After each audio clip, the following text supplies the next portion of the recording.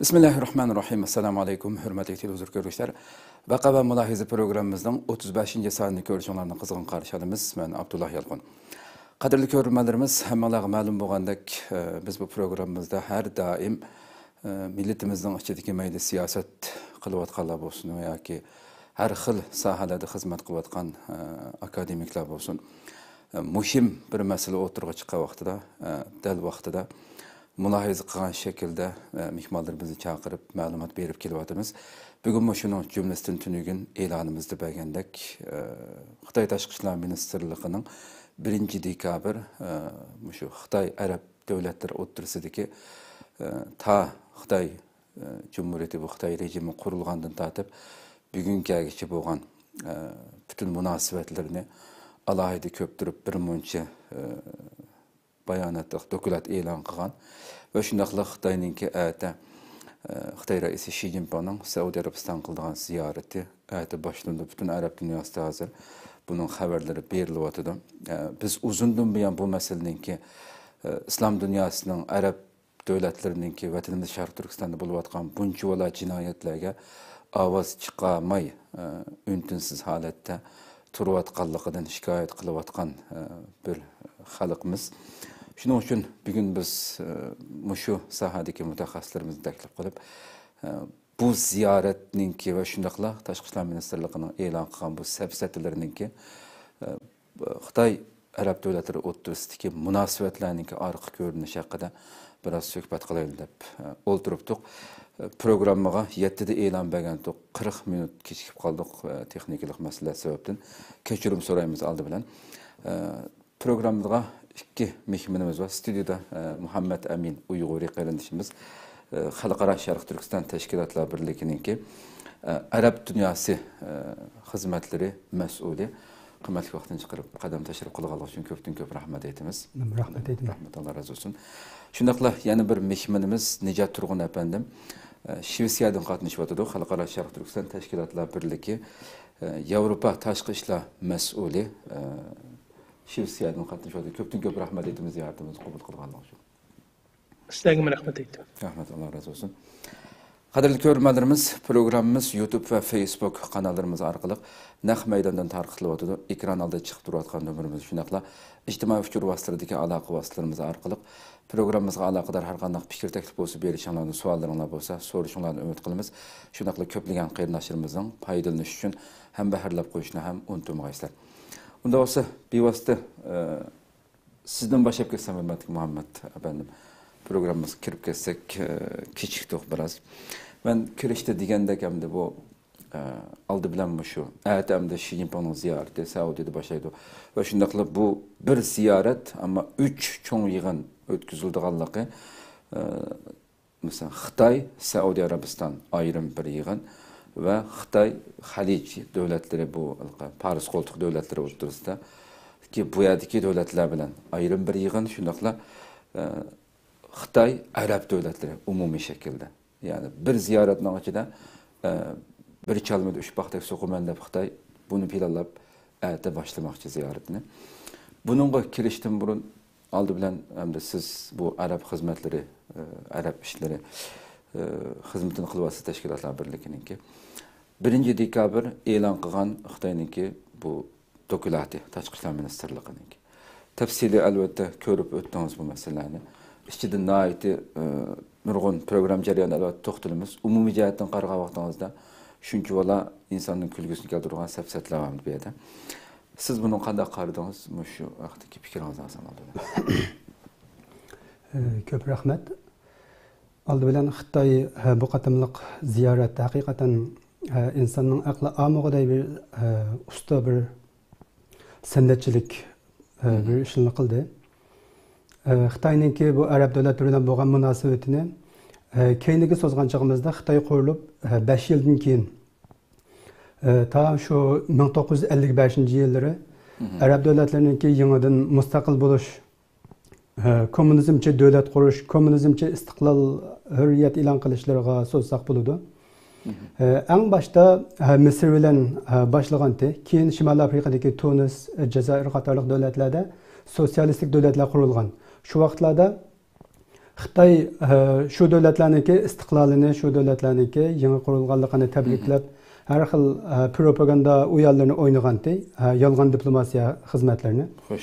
Aqıdan başqa Otur Şərqdəki, bulubmu Xalic dövlətlərdəki bəzi dövlətlər Xitayğa qızıqıb baxdıyor, amma o dərəcədə yaxşı diplomatik münasibətlərini ornatanmadı. Çünki Xitayninki asası komünizm, sosyalistik bir dövlət. Bu Arab dövlətlərinki cıqları gerçi şunda bolsunmu, amma asası Arab milliyetçiligiga qurulğanlıq üçün oturda bir diplomatik münasibətlər yaxşı bulanmay qalğan. Ama Xitayninki 1971 yılı bu Birleşken Devletler Teşkilatı'na resmi a'zo olup kirgandan başlap bir-birlab Xitay bu Arab devletlerini özüne yanığı tatışqa çaq urundu. Bununki en yarqın bir ifadesi Xitay siyasetini sırf qarta eçib etiş siyaseti 1978'den başlanğan bu siyasette tədrici Xitayning içideki Tungan ve başka Müslümanlarını Arab devletlerine bulupmu Saudi ve civarındaki Suriye, Mısır'a oxşaş İslami ilimler yoki İslami medeniyet kengir talqılgan devletlerge evetişki başladı. Bu arqalıq özününki Müslümanlarga yaxşı qaraytqanlığı, yaxşı muamele qıtqanlığı, İslam medeniyetiga hürmet bildirqanlığını ifadelep durup munda bir yalğandın diplomatik münasibetlerini yaxşılaşqa urundu. Bunun karşısında Arab devletlerimi bulupmu Saudiya, bizdeki Şarkı Türkistanlık bazı Müslümanlara yaxşı qaraş, bizning Şarkı Türkistan kelimelerini, Şarkı Türkistan namıda yaxşı ataş, hatta Ürümçi'de kurulgan İslam İnstitutu'nunki kuruluşuda Saudiyanınki töhfisi var şu vaxtlarda. Yaxşı bir mında Müslümanlar bilen Arab devletlerinin alaqısı bir kadar yaxşılaşqa başladı. Mısır'da şunda bolğandı. Mısır'ga bizning vatandan Pakistan arqalıq kelgan ustazlar o'qish fursatiga erishdi Azharda. Amma bu Palestindagi 1971-1967'lerde bir halqalıq bir Arab devletlerindeki siyasetlerinde özgürlüş bolğan. Palestin İsrail meselesi. Xoş. Tədrici Xitay bu Palestin meselesini özününki yerden birtqan, qollaytqan meselesi qatarıga ötküzüp elib Arab devletlerinin köңlünü utuvagan boldu, yalğandın. Tam bir yalğan siyaset, aslında ta hazır kadar bir alahide quruq diplomasiyeden başqa yerden bəgə yerimi yox. Əməliyyatda qarasaq, Arab devletlerimi bunu yaxşı bilidu. İsrail'e bilen her xil texnik almashtırış, ticari, iqtisadi tərəflərdən yaxşı münasibət qurub mənanlıq. Aslında Arab devletlerinin düşmanları bilen Arab devletleri qalğan çağda bəkraq mında yaxşı münasibeti var. Ama devamlıq, şunda iki beslik diplomatik siyasetlerde alahide utup mağdı desek buludu. Ama en halkılık siyaseti 2005 Arab Xitay dostluq munbiri kuruldu.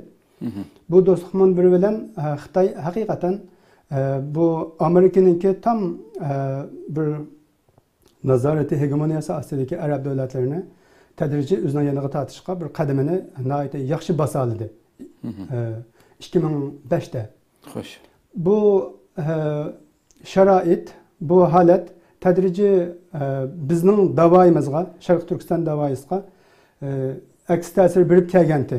Amma alahide bir ifadesi bolmagan bolsunmu? 2016'da kelgan vaqtda, 2016 birinci ayda şu koltuq devletleri, Arap koltuğu deydi Araplar. Ama Xitay Paris koltuğu deydi. İran'ın asas yaptırı. Xoş. Şu Arap koltuğu devletleri bilen Xitay'nın oturusu da 10 maddelik bir naiti murakkep boğan bir toxtam imzalandı. İki taraf oturusda. Xitay bir taraf, şu Xalic'deki koltuqdaki 8 devlet bir taraf bulup durup.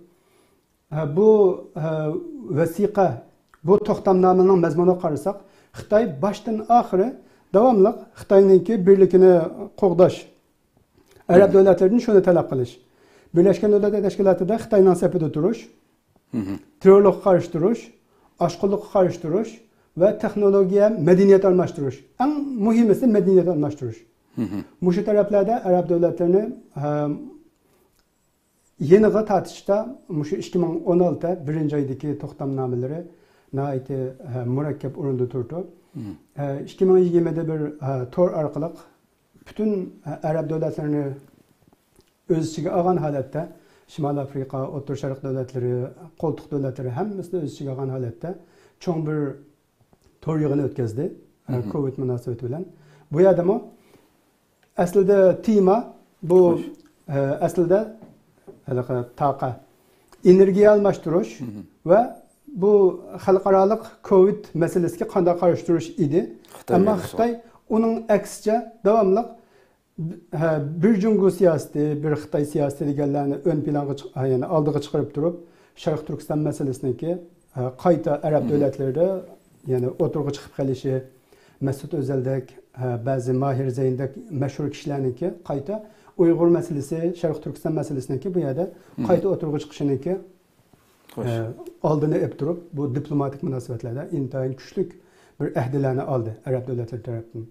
Endi bu qatim siz yuqorida degandek Saudiya Xitoy o'tirisi Xitoy qo'ltiq davlatlari, ya'ni 8 davlat, Kuvayt, Bahrayn, Arab Birlashma Xalifaligi, Umman qatorliq bu davlatlarni o'z ichiga olgan 8 davlat bu Majlisi Taavunul Islomiy deydi, ya'ni qo'ltiq hamkorlik davlatlari birligi. Bu davlatlardan bir yana birga bütün Arab davlatlarini qo'shgan bu yerda Arab yani Arab birligi de bir birlik var. El Camiatul Arabiya. Bu birlikler Arab Devletleri İttifakı.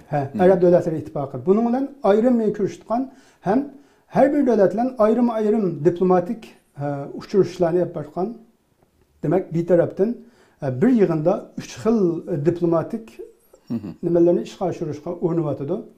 Arab devletlerinin pozisyası bunu karga vaktimizde Arab devletleri hakikaten hiçbir bir ifade bildirmedi. Ama ötkenki 3-4 aydaki muamellerini qarsak, Arab devletleri xuddi Amerika'nı bütçetli qap durup, özünü Xitay tarafı atıdığındaki bazı pozisyonlar var. Program jarayonida qilamiz. Bu dokulat tashqi ishlar ministrligining dokulatiga qisqa bir bahoringiz sizniki. Qanday baho berdingiz? 1 dekabr e'lon qilingan bu dokulat haqiqatan Xitoyniki ne kadar usta san'atchi, usta bir yolg'onchi ekanligini, makkar ekanligini ko'rsatib turibdi. Xitoy tarixdan buyon 2000 yillik tarixiy diplomatik aloqalarni so'zlabdi. Hatto Xitoyniki bu so'zlash jarayonida Tang sulolasi davrida Arab davlatlarining yani Abbasiya xalifaligidan qanchalik zarba yeganligi, bizning Sharq Turkiston, bu O'rta Osiyoda qanchalik talofatni yeganligi, bizning Sharq Turkiston va O'rta Osiyodan bir chekingancha ta 10 asr bu yerdan ayrilganligi aloqaninki bu taraflardan uzilganligini qat'iy so'zlamabdi. Hatto Mo'ng'ullar davrida, Yuan sulolasi davrida aloqamiz bunday yaxshi edi, unday yaxshi deb nurg'un gaplarni qilibdi. Buni bu aqli bor, azroq tarixdan bir tadqiqot qilib bakkan, ko'rib bakkan har qanday bir Arab bo'lsin yoki boshqa bir kishi bo'lsin, ne kadar ustaligini bilib olibdi. Eng muhimisi bu siyosatda, bu dokladniki mazmunida Muşu Arab devletleri bilen Xitoyniki munosabatinin qanday boshlanganligi, yangi munosabatlarning qanday boshlanganligi bo'libdi. Buningda men yuqorida deganimdek, zaten şu Arab devletleriniki yangi devletlarning qurilgan vaqti 2. Dünya urushidan keyingi vaqtlar. Xitoy dal shuni tutib turib, bizningki qurilishimiz 1949dan boshlangan. Arab devletlerining jiqlari 49dan keyin boshlandi. Bizningki qurilishimiz sosyalistik bir asas deydi. Arab devletleri ama aslında bu asasda qurilgan. Şuna bizningki hatta qurilish asoslarimizdan tortib Arab devletleri bilan bizningki taraqqiyotimiz, aloqa, diplomatik hamma ishlarimiz o'xshash bir siziqda taraqqiy qilib, ta bugungi eng yaqin do'stlik holatiga yetdi degan uchuni bermoqchi. Bunda holatda, ammo o'tirda 30 yillik Xitoyniki bir kapalı halaqa to'liq üzülgen bir diplomatik nimasi bor. 1978 yilga qadar. Aliqda gerçi aloqasi shunda bo'lsa-mu, rasmiy aloqa bo'lmaganligi, chunki Arab davlatlari Amerikaning yanında, G'arb davlatlarining yanında jiqdi. Buniki Arab davlatlarining hokimiyati Xitoyning yanında emasdi. Xitoyning yaniga Xitoy bilan bir sapt ekanligi ta shu yaqinqi 4-5 yil ichida rasmiy namoyanda bo'lishga boshladi. Xo'sh. Tamam. Ko'p rahmat. Haqiqatan ham deb o'tganimizdagi Muhammad efendim dedi. Bu dokumentni albatta program jarayonida inshaalloh vaqtimizga yetguncha paranglashimizda. Mesela mesela bir qancha asosiy ko'zga chiliqqan davlatlarning munosabatiga qarasak, yani bu kadar numussizki Xitoy ham deb bu dokumentning ichida ham deb hatto yani bu dinni yo'qotish uchun har qanday dinni yo'qotish uchun tirishayotgan bir Xitoy Peygamberimiz Muhammed Aleyhisselam'ның yani İslam Peygamber Muhammed Aleyhisselam Xitoydek bir yiroq yerda bo'lsa-mu ilm ilinglar deb oshni degandi deb davomli u hadisning yolg'on hadis ekanligini nurg'un olimlar deydi hamda hadis emas u deb oshinimi tilga ilib hattoki buni fursat bilgandan birilarini aldash uchun birilar deganimizdek nadallar balki sho'lga yiqib ketishi mumkin Xitoyniki bo'libmi arab dunyosidagi ba'zi jahillar u qadar jiqsabsat o'qigan inson ilqi ko'ngli shudamda haqiqatan biraz bir nasib bildiğin insan. Hem de bir gün hürmetlik Nicat efendim hem siz mi bu dokumentlerin tefsiri görüp öttünüz elbette. Mesela bu Xitoy hazırgacha şu 12 Arap devleti bilan stratejik şeriklik münasebeti o'rnatganligini debdi.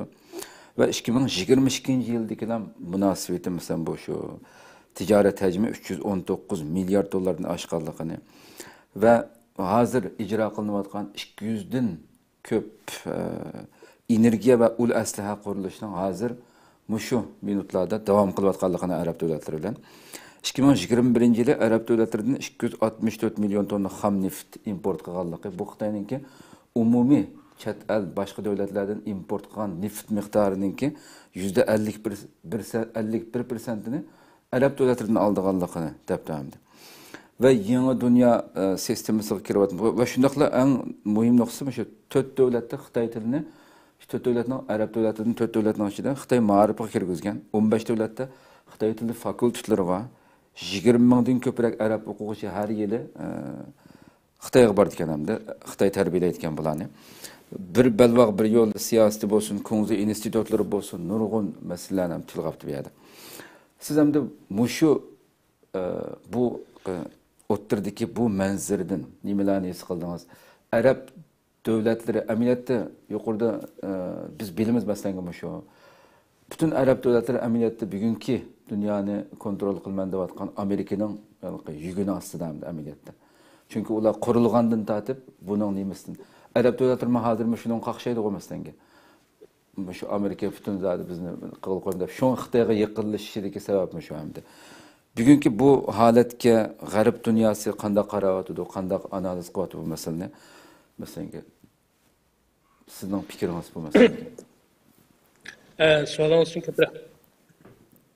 Bu Amerikaninki adil sharoitisi bundan boshqa Amerikaninki bu biri bütün İslam dünyasına yani Müslümanlığa açkan terörizme karşı uruş diyen manalı ve nurgulluğun Müslüman devletlerini bunun da gevdelik aldı. Arap devletlerinin nurgun ilgilik hukuku daxil qilish ve bunlarda nurgun içki işçilik ardışı daxil qilish kerak bo'lgandan keyin Amerikaninki bu yerdagi ta'sirlari yumshoq kuchli ojizlashga boshladi. Onun 2008'den keyingi nimaga kelsak Amerikaninki dunyoda bo'lgan iqtisodiy krizisdan keyin Xitoy bu nimada bir qutqazg'uchilik chiqqandan keyin nurg'un davlatlarga bir umidchiligidek tuyuldi. Yani bunun için elbette g'arb dunyosi bor. Endi 2017'de Trump'ninki yeni e'lon qilgan davlat xavfsizlik strategiyasida Amerika terroristdan oxirlashganligini hamda asosiy liniyasinki ko'rishinki Amerikaning bilan mustabid hokimiyatlarda Xitoy, Rossiyalarni, Iran, Shimoliy Koreyalarni degandi. Bu yerda barabara nimaga qarasak bu 2014'den keyin 2015'den keyin Amerikaninki eng muhim deb qaraydigan o'rni O'rta Sharq, yani bu yerdagi büyük O'rta Sharq deylik, O'rta Sharq dediğimiz anlatgan Shimoliy Afrika'daki bu yerki Arab devletlerinin bularning eng muhim strategik o'rnidan o'zgirib Sharqiy Osiyoga yetkazishga boshladi. Amerika asosiy kuchining uchun. ve o yerga ekmeyetki başladı ve bütün askerlerini mesela Irak'tan çekindirip çıktı. O yerlik boğan işlerin asasen özü taşlap koyup özağına alqılığına degan nimede Şarkı Asiya'ya yetkilişke merkezini asas gücünü küçüğe berişke başladı. Bunun bilan bu yerdeki devletlermi bir fursatning kelganligini qarasa Amerika bilan kuch talasha oladigan bir Xitoydek bir davlatninki o'tirg'i chiqayotganligi ma'lum bo'ldi.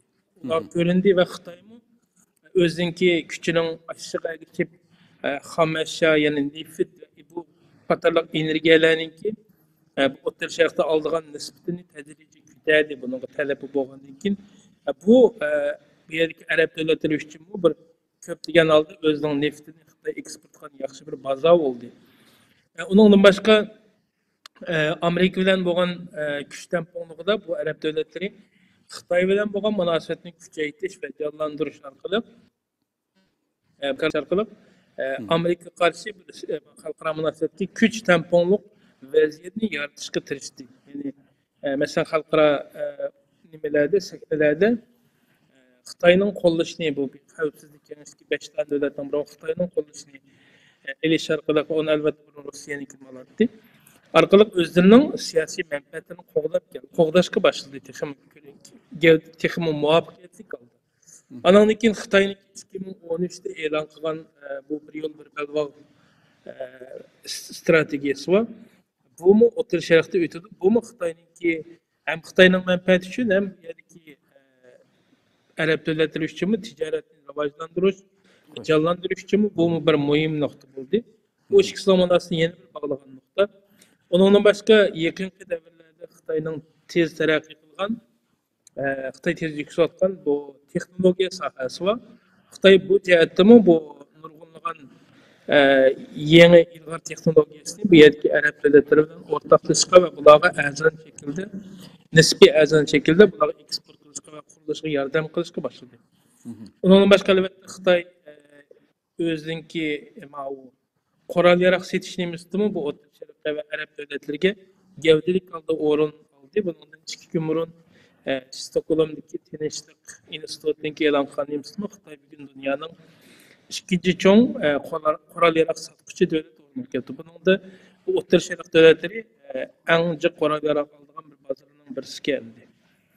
Bu şu noktalarning hammasi aytgan chog'da mayli iqtisodiy jihatda, tijoriy jihatda, texnologiya jihatda taraqqiyot, andan keyin xavfsizlik jihatda, xavfsizlik emas hamda qurol yarog' texnologiyasining kuchli buning taraqqiyotida andan keyin strategik jihatda Xitoy bilan hamkorlashib bizning bu yillarda men bo'lgan g'arb dunyosiga qarshi turimiz yoki g'arb dunyosidan bularga bo'lgan bularning himoyasidan chiqib özümüzmü söz sahibi bulunmaz.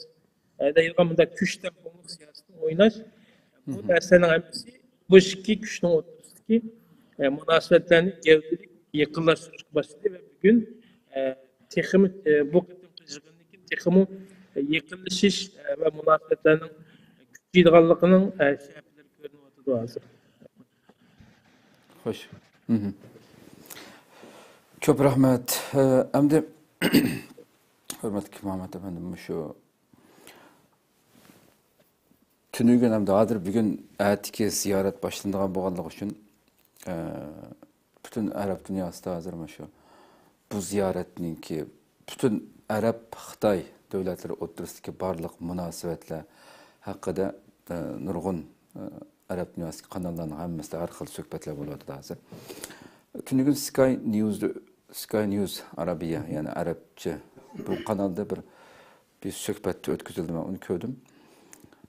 Şu yerde siyasi bir mutaxassis hamda ağzı tegmay bu munosabatlarning hamda ajoyib texmbek Xitoy texmi jur'atlik bu qadamlarni tashlash kerakligini hozirgi mushu butun bo'lib mushu 1-dekabr e'lon qilingan dokulat masalasida xili paranglashdi hamda bu yerdagi masalalar tilga olinib Xitoyga qatnashibdi, Beijingda bir Xitoy.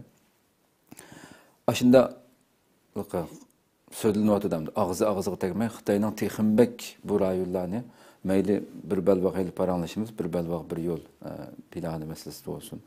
Xitoyning bu mablag' ishlash, madaniyat jihatdan, nurg'un jihatdan texmi ichkirlab kirish kerakligini Amerika bilan albatta Xitoy Amerika o'rtasidagi bu ziddiyatlardan qo'rqmay qadam bosishi kerakligini, chunki dunyoning yangi bir dunyo sistemasida balki hozir bir qutbluq Amerika bu oxirlashi oldida hozir oldimizda 2-3 qutbluq masalan bu cho'ng kuchlar, uning biri Xitoy bo'lishi aniq deb ayna deyishyapti. Siz bu Arab dunyosidagi medialarni ko'rgan vaqtida bu mushu suhbatlarning orasida shuncha vala eng diqqat tortadigan, insonning ichini echishtiradigan masaladan birisi. Madamiki Xitoy bilan mushuncha vala tijorating va Xitoy sana mushunchalik muhtoj, energiya masalasida faqatlam neftni desakmi %51% narsa, ya'ni Xitoy bu yerga muhtoj degan gap yani. Agar Arab davlatlari, mush davlatlar hozir boshqa tijorat u bu deyilmasang. Shunchalik Xitoy foyda olyapti, ham Xitoy muhtoj bu yerga. Agar o'ho deb qo'ysa Sharq Turkiston uchun Xitoy bizning vatanda qilayotgan ishlarni bu tilg'im ep qo'ymadim. Men anglamadim hozirgacha. Bu masalani o'tirib qo'yish kerak.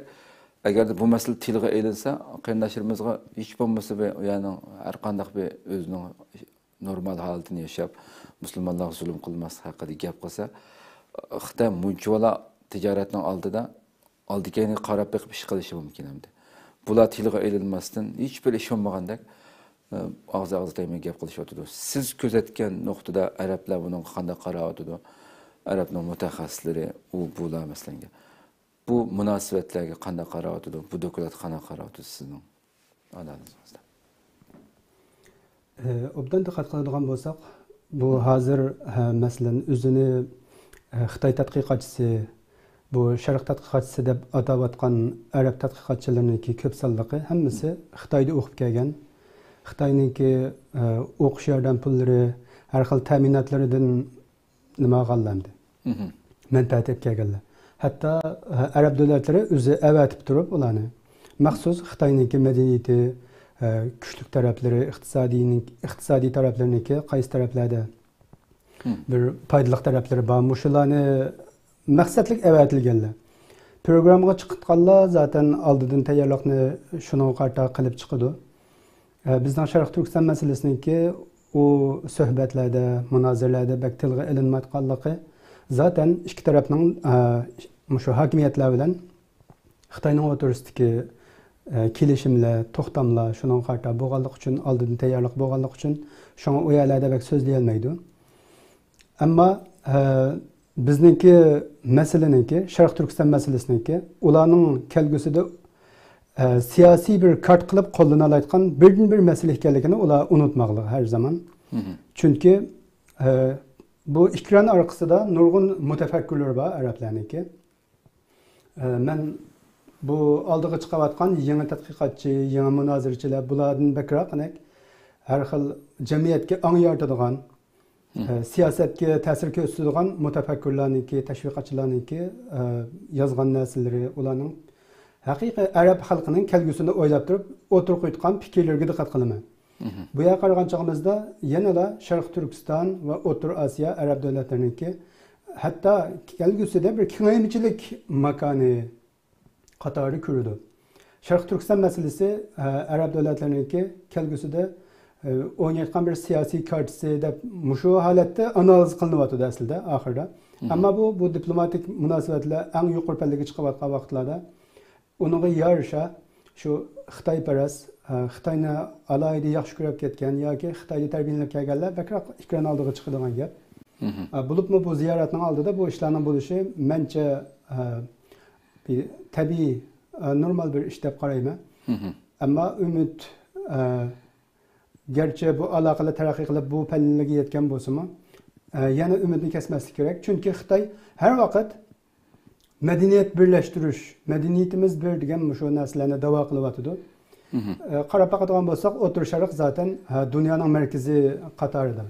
Dunyoviy mutafakkirlar, sosiologlar, jamiyatshunoslar, tarixchilar hammasi O'rta Sharqni dunyoning markazi deydi. Masalan, Mahan degan jo'g'rafiya olimi O'rta Sharq dunyoning markazi deydi, jo'g'rafiy nuqtadan qaragandimi? Shunga Amerikaliklar, G'arb dunyosi O'rta Sharqni asla yani bo'sh qo'ymaydi aslida. Joe Biden'niki 3 oy oldida Saudiyni va Arab qo'ltiq davlatlarini xuddi Xitoy hozir ziyorat qilib ziyorat qilishni planlayotgandek ziyorat qilgandi.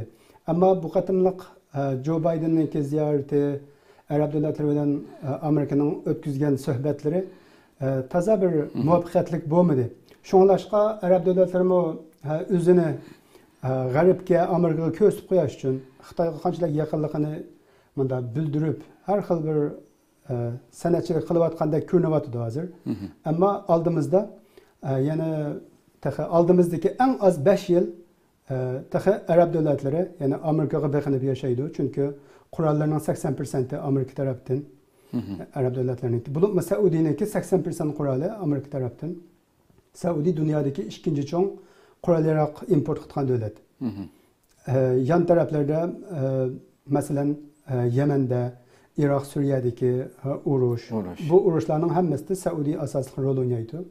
Musulmon dunyosiningki yuragi Saudi, ikki haram Saudiyda musulmonlarning qiblasi bu yerda. Shunga bu Arab davlatlariga Xitoymi shunda jiddiy qaraydi, Rossiyami shunda, Amerikami shunda.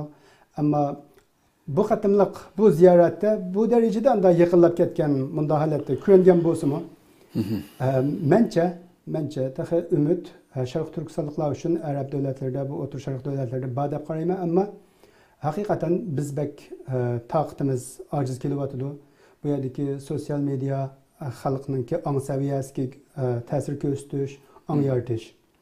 Bu taraflarda xizmatimiz ojiz. Qag'inni suhbat jarayonida bor. Xo'sh. Ko'p rahmat. Nijot epandim, hamda shu sizningki dokladning ichida eng diqqatingizni tortgan nuqtalar qaysi? Uzun bir doklad albatta, nurg'un yerlarni men alayda rangda qilib oldim. Oldin buni bir ovozingiz o'chib qolibdi, ovozingiz. Mikrofonni eshitamsiz? Diqqatni tortgan nuqtaninki birisi bu dokladda Sharq Turkiston va Tayvan nimasiga ikki nuqtaga Arab davlatlari bizning nimamizni siyosatimizni qo'llaydi deb deyilib berdi. Buning maxsus o'rin belgilik buning. Maxsus. Maxsus belgilik. Bu yerda Xitoyning haqiqatan Sharq Turkiston masalasida o'zining erkin qilgan siyosatini qilayotgandan keyin dunyoning bo'lib dünyasında nurgun bir isimler payda buldu. Xitayni tanqid qildigan davlatlar siri eshib berib, belgilik bir yerga yetdi. Xitoymi buni o'zinki bunimiz qo'g'dash uchun o'zinki sepini kichik bir guruhini shakllantirishga tirishayotgandek bir nimani ko'ryapmiz masalan. O'rta Osiyo davlatlari, ba'zi kichik davlatlar o'zining tijoriy jihatda, iqtisodiyotda beqin bo'lgan, munosabatlar yaxshi bo'lgan davlatlarni akilib qilib, mushu masalalarni, bu Sharq Turkiston masalasida qo'llash, anan Tayvan masalasida bir Xitoy siyosatini shuni e'tirof qilish deb, shu narsani deb turibdi demoqchi. Bu yerda bu kun tartibida bu qattiq uchrashdiki, muhim narsaniki bir hodisa bo'lishi mumkin. Chunki Xitoyniki tashqi siyosatida bu Sharq Turkiston masalasi muhim o'rinda bo'lib kelyapti. Başka geopolitik aletimi bu Sharq Turkiston Xitoyning uchun Xitoy uchun muhim bir strategik muhim territoriya. Bu meniki diqqatimni tortgan bir nuqta bo'ldi. Lekin yana bir kulgisi keladigan bir yer bor. Xitoy islomfobiyaga qarshi deydi. Ha? Anandan islomfobizmga, islomga qarshi islom uchun maxsus, hatto Birlashgan Davlatlar Tashkilotining mushu 15 martmi? 15 martni xalqaro islomga o'chmanlik qilishga qarshi turish kuni e'lon qilishiga biz Xitoy alayida asli qo'shdik degan bir mazmun bor shu yerda, dokladda. Shu. Yani bu narsa ondan sonra qarshi tamam bu gapini vaqtincha qabul qilaylik. Undan sonra Xitoy o'tdi bu yerda islomga vatan xo'sh. Sharq Turkistonda zaten İslam'ın yıldızdan kurttuğumuz da mescitler, kabirler, kitaplar, Müslümanların kimliği çoğu yerde İslami kültür ve medeniyetler yokluş kıtırışılatıdı. O yerde ikinci yerde Sharq Turkiston'un halkının kimliği, Müslümanlık asas olan bu kimlik yıldızdan kurtuluşlarımız var. Bunun neri İslam islamofobiyaga karşılık aslida ular aksincha islom dinining acizlashishi yo'qotish uchun bunday aytganda ilohga jang etayotgandek bir ko'rinish bor-ku, reallik bor. Şu. Bunu mushu narsani yoz demasdan, tamam, siyosatda yolg'on bo'ladi, rang bo'ladigan gap, ammo uni ko'rib turayotgan davlatlarniki uni qabul qilib, uni ko'rishi, uni ko'rmasga selishi, bu yerda odam o'yga soladi buni. Albatta davlatlar manfaatidan nima noqtasini ko'rmasga selyapti. Ammo bu kadar darajada bo'lib ketish o'zining qimmat qarashlari, masalan, bu arab davlatlarining ko'pincha musulmon xalq asos avom. Bularning nurg'un nimalari islomiy qimmat qarash va xalqning Hoş. nimasi va qadriyatlari. Bu narsani dastlab o'tib yolg'on gapsa, buningga ovoz chiqarmay turish, ya'ni bularni Xitoy bilan bo'lgan munosabatda bir passiv o'ringa tushirib qo'yish ehtimolligi bor. Kelmasdi. Yani özü güçlük vaqtida, özünün quludaki qard güçlük vaqtida buni işletib Xitoyga besim qilamiz, Xitoy bilan bo'lgan munosabatda unda talablarini o'tirg'a chiqarmasa, musulmonlarning aqidalarini qo'g'dash uchun ish bo'lmasa, nimalari uchun chekkan zulmi yoki mustamlik nimasi ko'rgan zulmlar uchun gap qilamasa, bularningki qadriyatlarga bo'lgan ega chiqishi nerede qilib qoldimi deydi-ku. Bu nuqta bir insonni o'ylantirgan nuqta. Mushishli nuqta meni ham diqqatimni chekdi. Nicat efendim hem de hazır Abay Muhammed Amin efendim sözümüzge cevap verdi. Mesela adır televizorga çıkıvatkan, sözlevatkan, siyaset kıvatkan o bu mesela Xitayda okup gelen o bu degandek gaplarni qildi. Ve ameliyatda arka septe degan mesela ekran çıkman yoki Arab jamiyatiga ta'sir ko'rsatadigan ziyoli, olim, da'vatchi degandek bularninki fikrininki Sharq Turkiston tarafda ekanligi bizni atugün Xitoy bilan bo'lgan siyosatlarda bir ko'zir qilish maqsadining borligini dedi hamda. Bugun hamda biz bilamiz yillardan buyon shu g'arb dunyosimi bugun shuncha bola hamda bugun Arab davlatlardagilarning birasininki bugun Sharq Turkistonda bo'layotgan bu jinoyatlarni bilmay qilishi yoki Amerikaning Xitoy bilan bo'lgan o'chmanligining o'rtasidagi bir siyosat o'yini deb qarashi aqlga muvofiq emas bir masala bugun hamda. O'zlarimi odatdagi normal bir muxbir ara tadqiq qismida bir Google'ga yazsam aldığı milyonlagan dalil ispat tükülüp durgan bir vaziyette hamda. Biz hamda bunu hamda hem bu Xitoyniki mesela her yıllığı mesela abay doktoratın açıda bay 20 mingdan yani 4 yılda bir emas her yıllığı 20 mingdan o'quvchi tarbiyalab berayotganligini dedi. Bular albatta qaytib borgandan keyin shu davlatlarning har qaysi sohalarida xizmat kuchishidi. Xitoyningki fidoyi askarlar ham bular shu shaklda tarbiyalaydi hamda. Siz qanday qaraysiz mesela bu fikirga? Bu biz taraf turadigan ziyolilar bugünkidek shunday muhtoj bo'lgan vaqtida o'tirg'a chiqmasa, u xalqqa ta'sir ko'rsatmasa, Xitoy kech kunduz bu shaklda bizning masalani yo'q qilish uchun harakat qilsa va bu o'ylanayotgan bugungi siyosat Arab davlatlarining o'zining kelgusi uchun bir xatarda. Chunki xatar deyotganlarmi ancha-muncha bor yani. U Xitoy agarda bu davlatlarda kuchlansa, Amerikaning o'rniga kelsa, bugun tatqan kundan vahshiy kundan Xitoyning ko'z tutganligi aniq bir masala Xitoyning asli siyosatidan. Buni ko'rib yetib o'zining xalqini ogohlantiradigan bu fikr o'ttirg'i ko'proq chiqmasa, mayli ijtimoiy uchur vositalarida bo'lsin, mayli yozma har xil maqola bu kitob bo'lsin. Buni agar arab dunyosidagi bu xalqqa yetkazadigan fikr ko'proq o'ttirg'i chiqmasa, qo'llaydiganlar bor deb sahnning orqasidagilarning bularning kelgusida va yoki yaqin Iroqda nim foydasi biz uchun va yoki arablar uchun. Rahmat. Yaxshi bir savol bo'ldi. Bundan taxminan 10 yil burun Shvetsiyaga shu Shimoliy Afrikadagi Rag'ib Sarjani degan bir olim odam kelgan. Bu odam islom dunyosiga ta'sir qildi. Bu odamning degan bir so'zi bor edi.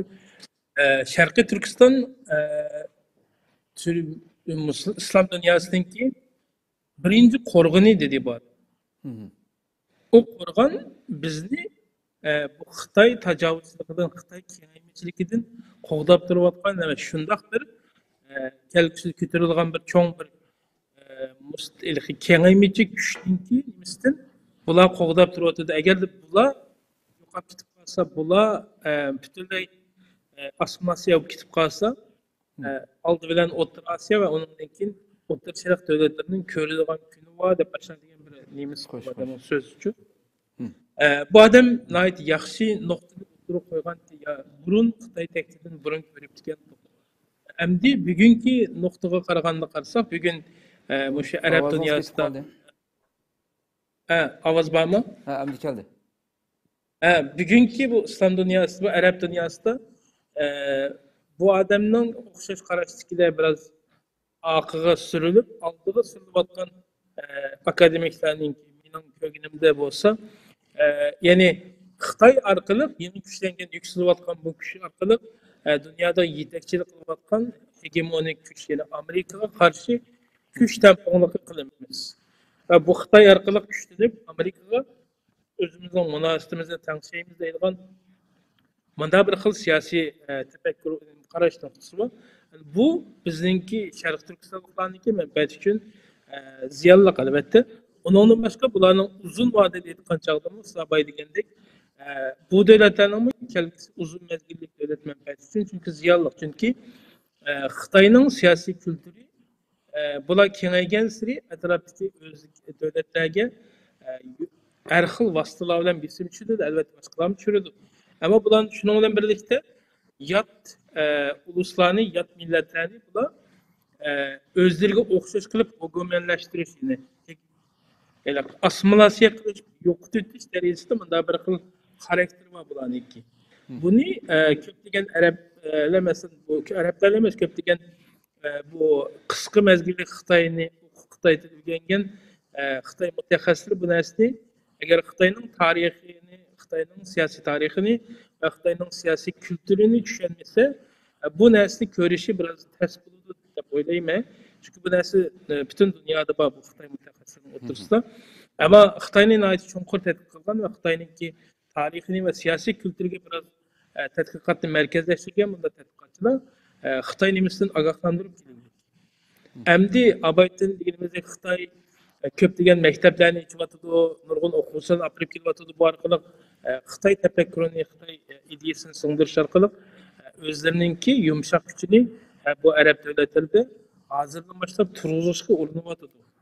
Ama ben bunu toluk muhabbet kullanmayı da parayım çünkü Xitay'ninki siyasi tefekkürü bizden bu Arap devletlerininki asasiden boğan İslam dini bilen udul mudul bakmaydı. Nurgun tipişidiğen noktalar var. Kişişmeyen noktalar var. Bu noktadan yani bu yerdeki Müslüman halklar gerçi öğrenisi bu Xitay'ın ilim fikrini, Xitay'ın siyasi kültürdeki asli maksatını bunu bayqagandan keyin bu yerden özgürlükle buluşu mümkün deb qarayman. Ko'p rahmat, Allah razı olsun. Sizden bunun bir fikriniz var deyim. Ben qo'shilaman asosan. Qo'shib qo'yishga tegishli bir nuqtani bayqadim.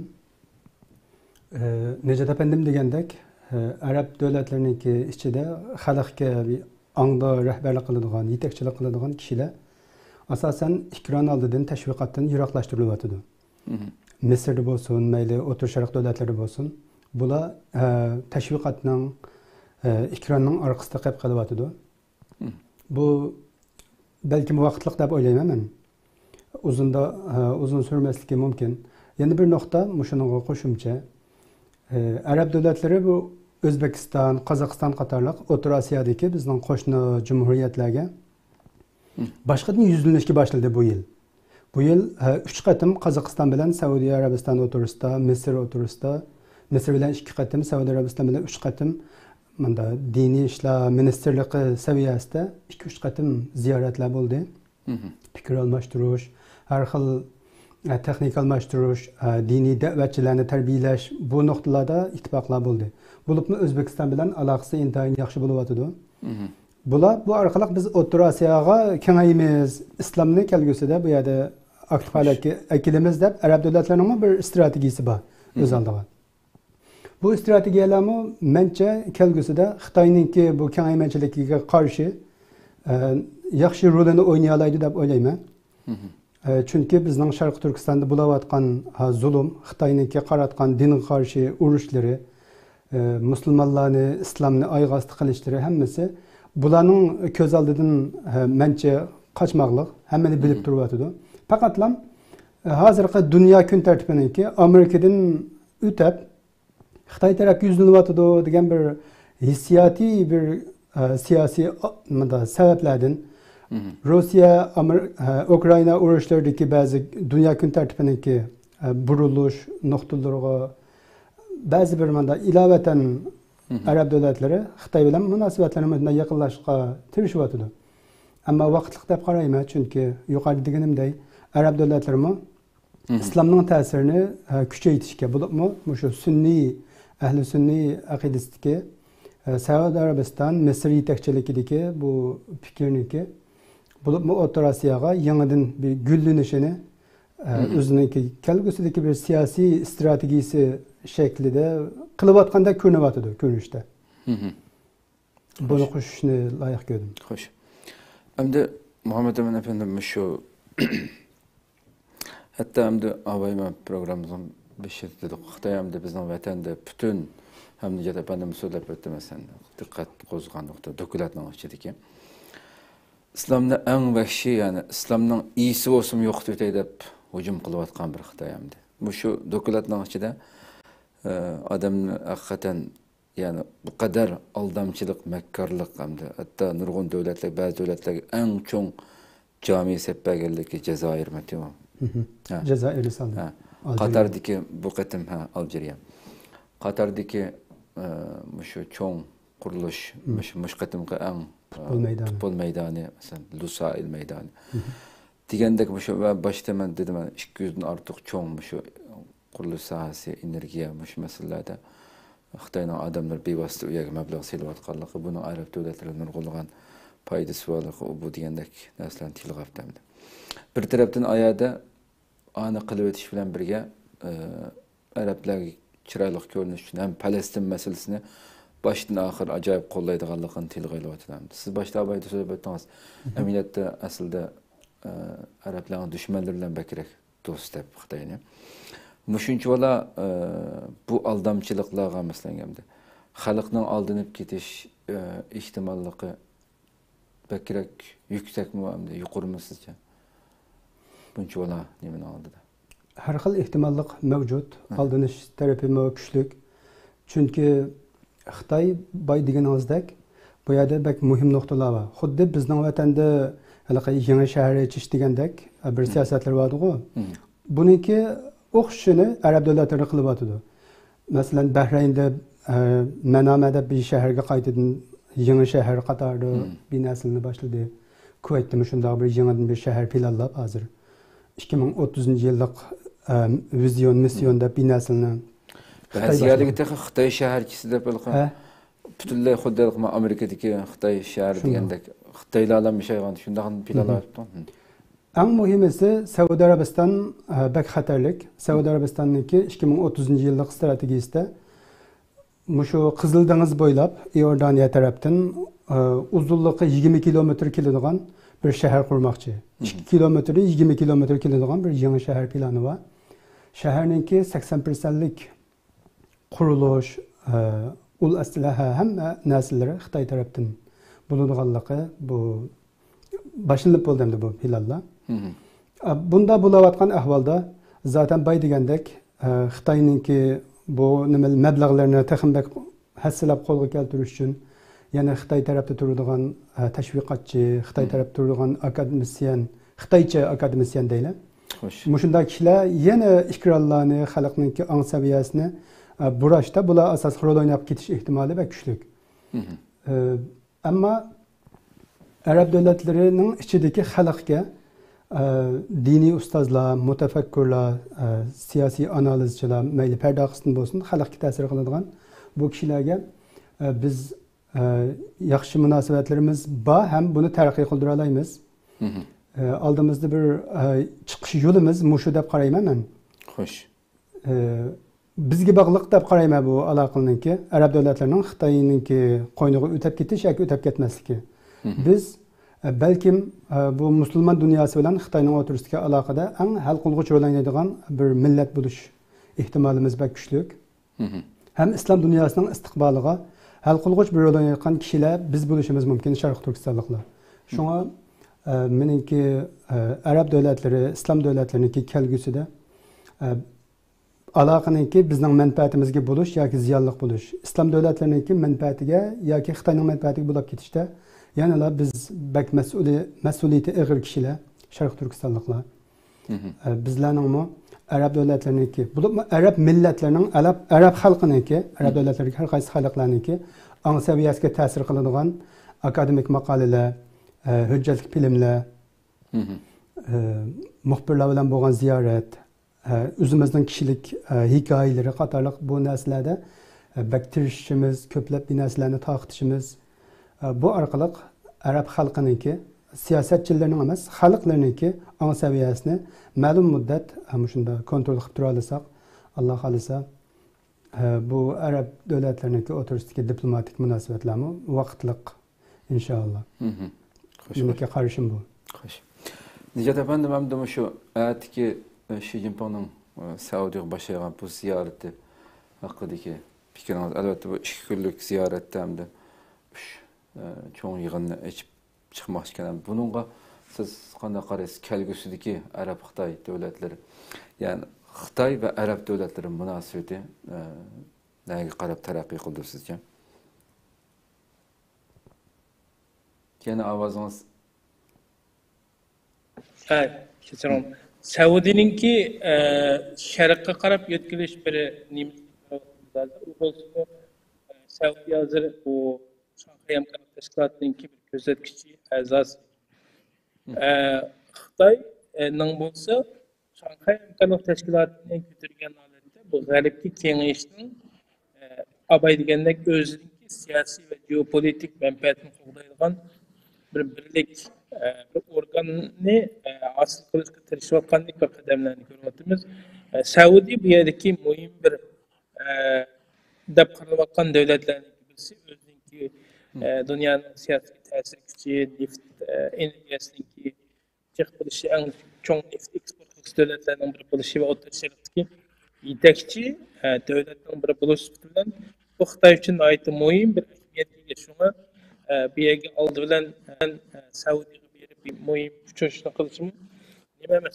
Shunga bilan birlikda Saudiyami o'zininki g'arb bilan bo'lgan munosabatini, masalan Amerika bilan bo'lgan bu neft bahosini kelishishda hozirgacha kelishamaylik. Bu yerda ikkilisini o'rtasida bir raqobatlik nimasi munosabati bu neft masalasida. G'arb dunyosining izchil o'zininki kuchi orqali Saudiya va boshqa davlatlarga insan hakları meselesinde bana qilib mesela qurollar saqlagan jihatlarda bu talablarni qo'yish, islohot qilish degandek nimalarni qo'yib kelaylik. Masalan, ama Xitoy tarafdan bo'lsa bu nimalarni qo'ymaydi bu talablarni bu yergi davlatlarga. Saudiya o'zining qadamini sharqqa yetkazish orqali ham yuksalayotgan bir iqtisodiy kuch, tijoriy kuch, ham Amerikaga maydon o'qiy oladigan bir kuchga ega. Bu orqali o'zimizning kuch tanqidini nima qilamiz deyotdi. Hem de Aybayten degan yana bir nima bor, Aral devletler, mush Arab devletlerideki. Bu mu Xitoyninki bir yo'l bir balbaq nimasi bir stratejisinin kengayishda Xitoy bu ticari o'rinlarni, ticari munosabatini saqlab qolish, bularning bexatarligini saqlash uchun Xitoy masalan Djibutida harbiy baza ichirliq. Bunun o'xshash boshqa davlatlardami strategik muhim ahamiyatli davlatlardami o'zining askariy bazasini kengaytirishning planlarini chiqdi ba'zi nimalarga materiallarda. Bu davlatlar bir tarafdan tijorat jihatdan muhim deb qaralsa, yana bir jihatdan xavfsizlik jihatdan o'zining strategik manfaatini qo'g'dagan jihatlardami bu muhim o'rinlarda shu Xitoyning ayrim ko'rishning sebebi bir buluş mümkün. Hem de Arap dünyasının nimesi kelsek, elbette bu yerde 22 tane devlet bularınki her qaysi özgürlük ehemmiyeti var.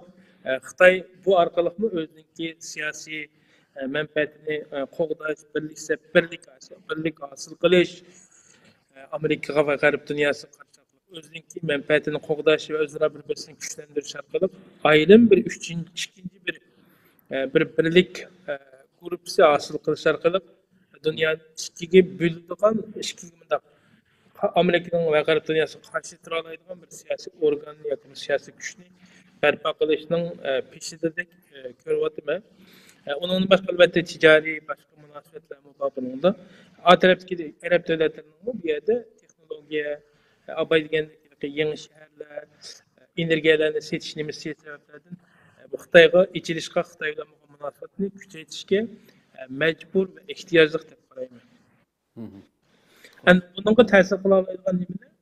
Masalan, G'arb dunyosidagi bo'libmi Yevropa ittifoqininki bu O'rta Sharqdagi energiya nimalarini ilishga tirishyapti va bu yerdan kelib o'zining energiya qiyinchiligini hal qilishga tirishyapti. Agarda Yevropa ittifoqi Xitoyga sotadigan energiya manbasidan boshqa yo'llarni setish bozorlarini tepib Xitoyga bo'lgan ehtiyojni nimasi tuvallab qolsa, dadilroq bir siyosatlarni tanlash mumkin.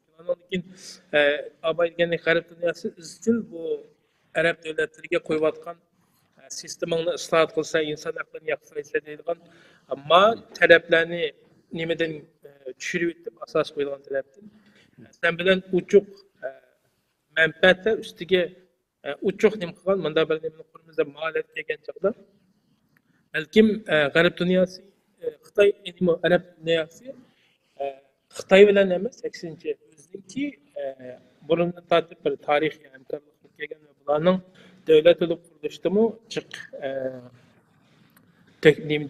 kuchlarni chiqargan va nurg'unlagan ma'rifat sohalaridami bugungi G'arb dunyosining ta'siri bor. Ananki xavfsizlik sohasidami Amerikaninki yana Xitoy garchi kirgan bo'lsa ham Amerikaninkidek kuch yo'q yana o'tirishlar. Bu Arab dunyosida. Bu narsa bu Xitoy va Arab davlatlar munosabatlariga o'zgaruvchi ta'sir qila oladigan omillar bo'lishi mumkin deb qarayman. Ammo bu vaqt bilan ko'ramiz bu qaysi qanchalik ta'sir qildi va qanday o'zgaraydi. Rahmat. Xo'sh. Ko'p rahmat. Endi sizcha shu bugungi mavjud holatda bizning vazifamiz bakrak ig'ir dedingiz hamda. Sharq Turkiston xalqi, masalan, xalqaro Sharq Turkiston tashkilotlari birligidagi mavjud shu holat va bundan keyingi qanday xizmatlarni qilishni planlayapsiz yoki siz butun dunyodagi barliq tashkilotlar qilish kerak deb qarayapsiz masalan?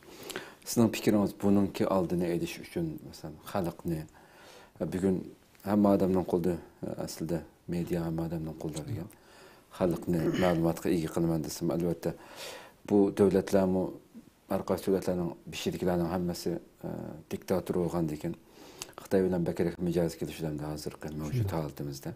Chunki bu shunday holatning oshirma bir-birimizdan ishiga aralashmaymiz, ichki ishimizga aralashmasligimiz kerak deb ata-aytgan Sharq Turkiston Tayvanni abaytlik qilib o'tadi. Buni baktil qilib hamma odam o'zining ichida nima ish qilsin deb. Bu xo'sh yaqindan bularga nisbatan. Sizcha bu holatni o'zgartirish uchun yaqin qilmish yillardami butun nurg'un arab davlatlarda har xil xalqning qo'zg'olonlari kelib chiqqandi. Siz degandek uzun sürməsligi mümkün bu diktatorlarning hokimiyati. Siz qanday qaraysiz shu xalqni uyg'oq tutish uchun, Sharq Turkiston uchun gap qilish uchun mesela degandek. Yuqorida siz musharat qildingiz, men bir qatim ta'kidlab o'tdim. Bu arab davlatlarida asosan xalqniki el royiga vakillik qiladigan kanallar, televizorlar, gazet jurnallar to'lisi shu hokimiyatniki ostida. Ular nega yuzlandirsa shuniki tashviqotni qiladi. Erkin emas. Hatto bularga xalq tarafdan ishonch %50% ga yetmaydi go'yo. Ishonch. Xalq unaga ishonib ketmaydi. Shunlashqa bu yerda arab davlatlariniki xarakterda, arab xalqininki xarakterda hukumatninki rasmiy jurnal, gazetlari, o binaslardan bakroqnak kişilik munosabatlar, bizlarniki haqiqiy shaxsiy hikoyalarimiz, Sharq Turkistonliklarniki, hujjatli bilimlar, erkin mediadagi binaslarimiz, sosyal medyadagi hisoblarimiz bu bakroq ta'sir qiladi deb qarayman. Chunki bu hukumat muassasalari qargan vaqtda shaxsiy binasalarga bakroq ishonadi diktator bo'lganlik uchun. Bizniki qılalaydigan işimiz şu iki yönlüşte buluş. Bir şey de sözünüzü kesip etsem şu. Şahsi hikayeden mesela Xitayning maxsus tashviqot g'alchilari bormi? Arab tilida Xitoy shu yerim buzuqlik so'zlagan odamning qulqin mushurgandek anglanadigan set ovozlari bilan shu chiqqan mesela Xitoy yollab pul berib qilg'izayotgan arabchani u yerdan o'rganib olgan maxluqlarninki tushunadigan gaplarga hamda xalqni ostidagi yuz minglarcha ko'rayotgan inson u yerdagi inkoslarga qarab xalqdanmi voy bu qanday degan gap debamdi oldinda so'zlayotgan manga kim ma'lumot beryotdi bu kim u demasdan u ostidagi degan mashalloh subhanalloh tabarakalloh yani bu inkoslar musulmonga bunday inkos tushmaydi hamda shu darajada ahmoq oldinib ketayotganligini his qildim shuning bilan birga masalan bu masalani anglatayotgan az sonda bo'lsa-mu Sharq Turkistondagi amaliy vaziyatni anglatayotganlarniki ko'rmalarmi az uningga tushadigan inkosmi az bu vaziyatni qanday o'zgartirish mumkin siz nihoyatda yaxshi bir tarafga ishora qildingiz Xitoy bu yerda o'zininki 6-5 dona shu Xitoy istixborotiga ishlaydigan arabcha biladigan yolg'on nimalar bor xo'sh yolg'on yollanmalar bor bu yollanmalar haqiqatan arab xalqini bek aldayotdi hatto qo'rqmasdan tap tortmasdan bizning hisoblarimizga kishib hatto bizni bu masalan Turkiyaninki nimasi boshqa arab davlatlarniki bizga qarshi qo'zg'algan narsa deb bizni qarlab arab xalqiga nurg'un bunda aks ta'sirli narsalarni chiqaryotdi tap tortmasdan arab Xitoyninki arabcha zuvallari hozir Qatarda Saudiya Arabistonda Xitoydan misha o'qish nomida kelib turib Xitoyga o'zini atab turib xizmat qilayotganlar bek ko'p ammo biz Sharq Turkistonliklarniki haqiqatan bu nuqtada bunda davomli izchillik bilan xizmat qilayotganlar nihoyat oz hisobotimizning oz bo'lishimi bizda izchillik yo'q sosyal medyada izchillik yo'q ma'lum bir hodisa bo'ladi masalan Urumchidagi bu o't qirg'inchiligi o't apti qirg'inchiligidagi hodisalarda 5-6 hisob men qattiq kuzatib turdim 5-6 hisob arabcha binosilni paylaşib o'rtoqlashib qildi ammo qolganlar arabcha bilan karisi bo'lmadi arab xalqi hozir bundan bexabar masalan arablarniki rasmiy kanallar Al Jazeera bo'lsin boshqa vaqtlarda tarqitdi bu qatim anda bak taqtib ketmadi nurg'un davlatlarniki kanallarda bizning vatanda nima ish bo'lsa buni bujakdan tarqat qilib o'tdi bu qatim tarqatamadik demak bizniki urinishimiz bizning xizmatlarimiz ojiz endi qaytib kelsak gapimizga biz bu arab xalqininki ong saviyasini nima tutish aktiv tutish Sharq Turkiston masalasiga diqqatini tortib turish degan bu masalalarda arabcha bilayotgan qarindoshlarimizningki mas'uliyati haqiqatan og'ir biz qancha izchillik bilan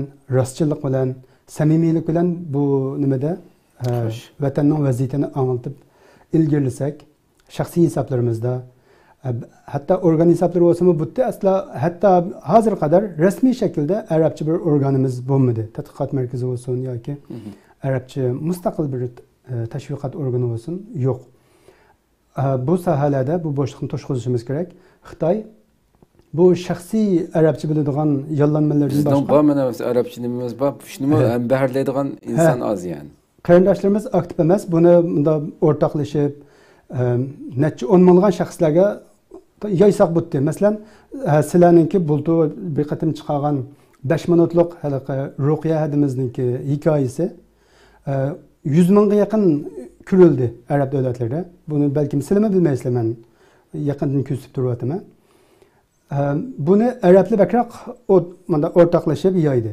bizning qarindoshlarimiz yoymaydi karisi yo'q arabcha bilayotgan qarindoshlarimiz hali bor mas'uliyatimiz shunda og'ir murakkab yana bir nuqta bor arablarninki shu arab davlatlaridagi Xitoy elchixonalari alohida yolg'on ma'lumotlar bilan ko'miyotdi bizning Sharq Turkistonga aloqador Uyg'urlarning tarixiga aloqador O'rta Osiyoga aloqador nurg'un tarixlarda xos yolg'on ma'lumot topamiz uchirtimiz hammasi shu Xitoyniki elchixonalarining torbatlari ashuningdan manbalanayotgan narsalar Xo'sh. Yazılgan yeni makaleler, yeni uçurlar hemmisi şularniki organ torbatlaridan paydalanıp yazıdı.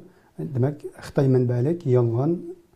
Xuddi 40 betlik bir dokladını ilan kılıp 163 betlik doklad qatarı köstüdü. Onu his kıldık. Ne kadar yalgancılıkını. Qağalları hemmisi şu 70 yıldan bu yan Arap devletleri bilen tüzgen toxtamla, birleşim bayanatla binasını çaplak çıktı. Münasebetimiz o bu. Hakikatte 40 betlik binası hemmisi yalgan yavdaqlan toşaqlıq. Muşu yalgan yavdaqlarını biz Arap halkıga haqiqisini düşündürüş, onu malumatını doğru şekilde yetkizüş bizden vazifemiz. Hem insani vazifemiz, hem halkımızga qıtqan xizmetimiz, dinimizga qıtqan xizmetimiz. Qarab bakayım ya da baya kelgenti isim gelsildi. Bir uçur bek mühim. Xitay, Rusya, Xitay, İran bu 4 yıldan bu yan devamlı Amerika, Garip'e karşı bir sep ikenlikini dünyaya müjde uçur birip durulu. Qağanağa Necat efendim yaxşı küstüp durulu bu işini. Ama bu qatım Xitay Saudiyaga keldi ya. Bunun aldılar İran'ın zıtığı tigdiğen binası var dokladda. Benim dikkatimni bu tattı. Oturuş şarkını yadrosuzlaştırış siyasetinde biz eled devam Arap devletlerinin yerinde turumuz depti. İran bununla aslında sabır kılıp tutmaydı. Ama bu muşunda derecede yüzsüz Xitay bu. Biz Xitay'nın muşunda yüzsüzlükini, muşunda yalgancılıkını bu Müslüman devletlerge, Müslüman halkıga yetkizişimiz bizge perez olab ketildi. Dini noktada etkan çağımızda. İnsani noktada etkan çağımızda ama bizninki mesuliyetimiz bu. Bu yerde bizning qiladigan xizmatlarimiz intayin muhim. Hamda Sharq Turkiston Tashkilotlar Birligi suhbatimiz bilan haqiqatan bu xizmatning naqadar murakkabligi, naqadar muhim ham cho'ng bir xizmat ekanligini ko'z oldimizga kelgan vaqtimizda qiladigan xizmatimiz boshda yana shu tashviqot taraflarini intayin muhim o'rinda tutish bek muhim. Bunun qarta nurg'un planlar ham tuzilyapti. Alloh muvaffaq qilsin. Ondan başqa diplomatik xizmatlarimiz bek muhim. Biz her vaqt bu devletlarniki siyosatiga ta'sir qilishimiz uchun davomli diplomatik kanallarimizni saqlab qolishimiz, ulardan voz kechmasligimiz, qilg'ili bitgan qanday bir imkoniyatlar bo'lsa, o'tirg'i chiqarishimiz, o'zimiz izlab turib o'tirg'i chiqarishimiz kerak. Shimoliy Afrikadagi davlatlar demokratikdi aslida, qo'ltiq davlatlari qolgan vaqtda, ammo ularni bu kunlarda davomli sukut ichida fursat kutayotgandek, fursat izlayotgandek, xuddi Xitoydan manfaat kutayotgandek holatlar ko'rinyapti. Diplomatik xizmatlarimiz bek muhim. Buningga bizniki ustozlarimiz, tashkilotning ustidagi rahbarlarimiz, ulamolarimiz, akademik ustozlarimizniki ko'p tirishchanligi, shaxsiy aloqalari, organ aloqalari, yazmaları, ularning kishilik hatta turuşlardan tatip bu intayin muhim rol oynaydı. Biz Allah xolasa Arap devletlerinki hem Müslüman bir toplum hem İslam'ni qo'g'daymiz degan bir şuar bor. Mayli diktator bo'lsin, mayli demokratik tarafdagi davlatlar bo'lsin, İslam'ni himoya qilamiz aytgan shuarlar bor. Shu shuarlar asosida Sharq Turkiston xalqi musulmon, Sharq Turkistonda bo'layotgan zulm, İslamga qarshi urush, İslami kimlikka qarshi urush, Xitoyniki hujum qilayotgani islomiy kimlikka bo'lgan hujum. Biz buning mohiyatini o'tirg'i chiqarib turib, Arab davlatlari bilan bu taraflarda aloqamizni ham taraqqiy qilib olamiz. Oldimizda bo'shliq, tirs saqlam bor. Xo'sh. Ko'p rahmat. Nijat efendim ham da shu yuqorida Muhammed efendim so'zlab o'tdi bu qilishga tegishli ishlarni bütün teşkilatlar seviyesinde bo'lsin, bundan keyin qildigan xizmatlar. Sizce nima addiki mesela hozir tilg'alab o'tdim, men tunugun bir suhbatda ko'rdim mesela shu İran masalasini bo'libmi? Saudiyaga Xi Jinpingning kelish va dokladni analiz qilgan bir suhbatda o Arab devletlerinin hammasida Xitoy texmi jur'atlik, texmi kuchli qadam bosish kerak. Bu yerga ciddi texmi ko'p mablag' silish har jihatdan bütün saha yani. Aqlimiz keladigan barliq sahada tang turishi kerak. Lekin bugungi hozirgi Xitoyninki Arab davlatlariga qilayotgan siyosatlari xuddi bizni Arab davlatlarini mal sotadigan bir do'konga ham o'xshash muomala qilyotdi hozir. Belki qancha ko'p setib olsam, mendan neftimni olib olsam, amaliyotda bu yerga shu hamma jihatdan singib kirish kerak degandek shu gapni qilyotdi hamda. Buning keyindagi xatarni his qilmasdan. Lekin bir gapni dedim. Mesela bu lekin İran meselesi mesela Saudiya bo'lib ciddi qaraydigan masalamdi. Bu yerda mening dushmanim bo'lgandan keyin sen xuddi mesela Amerika va İranning dushmanim u deb turdi masalan. Sen bu yerda mening qishim kelib İranning xatar Arab davlatlariga qancha xatar ekanligini bilasan, Xitoyning siyosatida o'tdimda. O böyle bilen birlikte tamak yap kelip sana aytib, ana qo'yning qishiq kelib bu yerda tang biz bilan birga yig'ilish berman deb bizning Arab dunyosining masalalariga biz sizlar taraf turman deb qo'yib, uning keyindan İrandan iborat bo'rining qishiq olib uning bilan birga tamak yesang bo'lmaydi bu deb deyapti. Bu siyosatlarga qaragan vaqtimizda hamda sizce qanchalik natijalik bo'ldi Xitoy Arab dunyosidagi vaziyatlar va ham oxiridagi shu savolim bo'lsa, shu bugun şu bütün Arap devletleriga yugan selayotgan mesela G'arb dunyosi. Albatta hozir Xitoy Amerika munosabatlari bo'lsin, G'arb munosabati bo'lsin, naytsil payti tutdi kundagidek buni ko'rib turibmiz.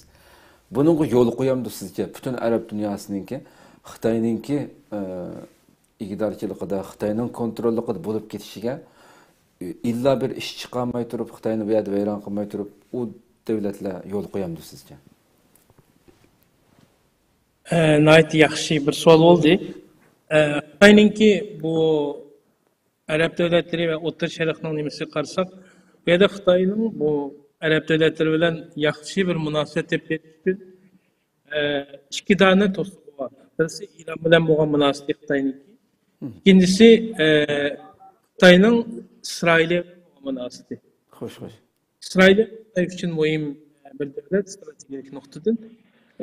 Bu iki devletten olan bu üçge olan münasebetini Xitoy tamponlashtirib olmoq gayet tez. Ama bir yerden bir nima teshib chiqdi Xitoy o'rtaq bir nima asliqlik bir infrastruktur nimasiga mablag' solish orqali bu butun O'rta Sharqni bir-biriga bog'layman degan bir nimasini qilyapti, tirishchilik qilyapti. Ammo undan ziddiyasiz olmaydi. Çünkü Filistin, İsrail meselesi olan bir mesele emas. Bu izchil qaynab kelayotgan, o'ti o'chmagan bir yalqinlab turayotgan narsa. Albatta İran bilan bu yerdagi musulmon davlatlar, Arab davlatlarining o'rtasidagi munosabatmi bunda bo'ladigan bir mesele emas. Aksincha her daim bir to'qinish nimasiga bir qaynab turadigan ve aslan el bo'lmaydigan bir munosabat meselesi. Hem de Xitoy kuchli tarafni o'xshash shaklda yapmış için buna ait zor tirikçilikka zor akıl getirdi. Ama bu asan bir münasebet emas. Analıkına dokulatdaki yadro nimasiga qilingan narsa Xitoyning Arab davlatlarini yanıqa edish uchun, çünkü bularning soni jiq bo'lgandan keyin muhimlik darajasi İranmi muhim bo'lgandan keyin İranning nimasiga qarshi bir mushtim bir urug'liq nimani ko'rdik.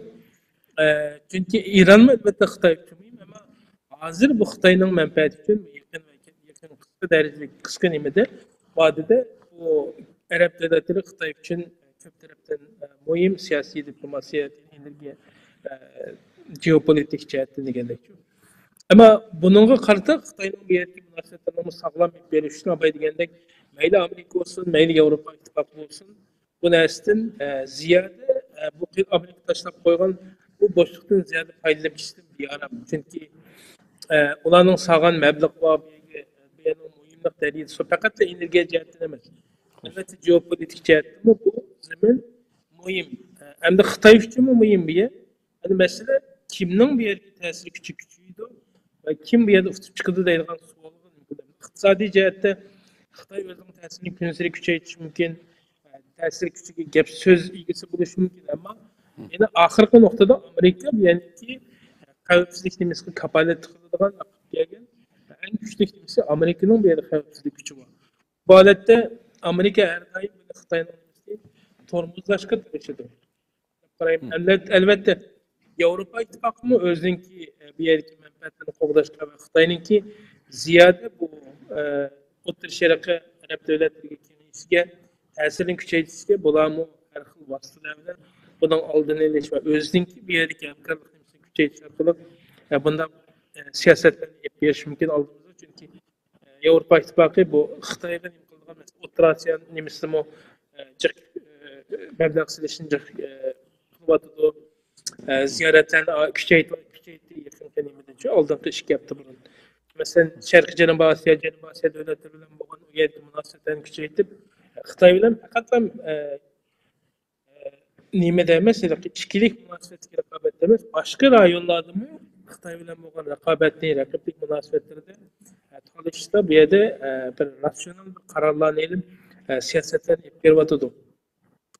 Xitoyning bu yerda olib borgan siyosati gül üstüge gül qo'ngan holatda emas, aksincha bunun oldini oladigan, buni tormozlaydigan, bunga qarshi chiqadigan siyosatlarni ko'ramiz deymiz oldimizda. Anandan keyin nimani bizning qiladigan ishimiz to'g'riliq javob bo'lmaymi bu savolga? Menimcha biz qiladigan nimaga men aytib qo'ygan bir nuqtam, bizning tarixiy beg'imiz bor bu yerda. Sharq Turkistondagi bu Turkiy xalqlar İslamiyetni qabul qilgandan keyin va uning burungi davrdagi ba'zi tarixiy munosabatlarimiz bor. Bizning islom madaniyatiga, islom kulturiga va qo'shgan nurg'unlagan to'hfalarimiz bor. Bu bugungi arab dunyosidagi o'qitish nimalarida, akademiklarda jiq tilga ilinmaydi bilsam-ku. Buning nimasida nurg'unlagan arab nimasida tilda o'qiyotgan nurg'unlagan qarindoshlarimiz va bu narsacha bu to'g'risida tarixiy munosabatlarni ko'tarib chiqib, buni shu arab dunyolarida, musulmon dunyolarida kengaytib, yig'imizni kengaytirishga bir asos selish kerak deymi? Bu uzun mezgillik siyosetning kimisi muhim rol oynaydi. Anandan keyin Abay Muhammed Emin Qilichning aytib yaxshi dedi. Bizningki qarindoshlar bilan, ya'ni bu islomiy qarindoshlik bu yerga bo'lgan bu beg'imizni ishilish orqali Xitoyning islomdan qilayotgan bu hujumni keng doirada tanishtirishga ehtiyojimiz bor. Xitoy mustamlik qilgandan keyin, chunki ikki shuarliq nimasi bor bularniki. Xitoyning islom dinini xitoylashtirish va bu islom dinini arab kulturini chiqarib etish degan-ku. Xo'sh. Bu jiq o'tir sharq xalqi va arab xalqlarga natunish bu narsa. Chunki Xitoy oldida jiq yanglab o'yin o'ynab ketgan. Buning natijasida buning siyosatini ijro etdi. Xitoy besmagan Sharq Turkiston zaminda va uning boshqa masalan Tunganlarga qildi buni. Buning nimalarni ko'rdik, ta'sirlarini. Shundoq musulmon kimligini yo'qotish, islomning yiltizini qurish sharati faoliyatlarni, misol siyosatlarni olib berayotganligini bunimi noiti ilmiy usul bilan keng doirada tashviqotlarimizga bu arab dunyosidagi birga akademiklarga, birga shu diniy olimlarga, bu shayxlarga ta'sir doirasi. Bu yerga jiq anglatish orqali o'zimizningki kelgusidagi bu Sharq Turkiston ko'rishidagi muhim rol o'ynaydigan bu musulmon xalqlarga, bu arab dunyosiga bu musulmon xalqlarning tushunish va bu da Sharq Turkiston masalasini tushunish va Xitoyning asli yo qandaq bir davlat ekanligini anlatishga kuch sarf qilishimiz kerak, kuchimizdan birisini bunga sarf qilishimiz kerak. Anandan keyin bundan burun bir mutaxassislar degan gap bo'lyapti. Ya'ni Sharq Turkiston masalasini Türk İslam dunyosiningki ana masalasiga aylantirish deb-ku.